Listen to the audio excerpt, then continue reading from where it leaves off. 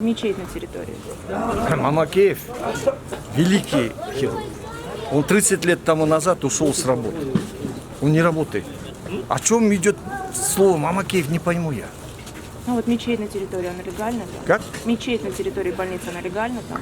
Мечеть на территории, Мамакеев хотел его снести, он не мог. Ему выше сказали, не надо снести.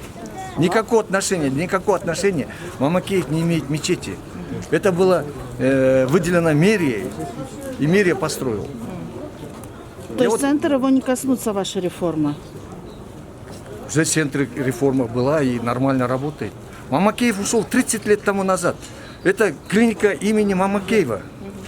И поэтому человек отдыхает 90... Как? Я говорю, была информация, что он детей своих на должности. У него только один сын, менеджер. Он не хирург, ничего, он менеджер. Я бы, если бы таких людей бы нашли бы, я везде бы поставил бы таких менеджеров. И вот здесь тоже менеджера поставил бы. И мне вот задают вопрос про Мамакеева, я удивляюсь. Еще вам хочу сказать, я институт Акрамова закрыл. Да, институт Чуйский этот закрыл, все, не работает. Больницу? Далее. Алым Кадыр Савердинович, можете, пожалуйста, прокомментировать вот то, что здесь будет травматическая больница открыта?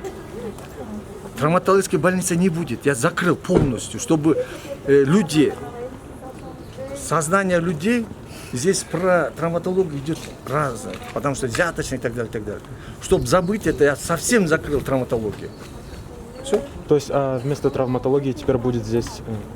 Там же перечислили же. Кардиохирургия, кардиология, неврология, токсикология. Выпьешь, отравишься, сюда придешь, тебя откачают.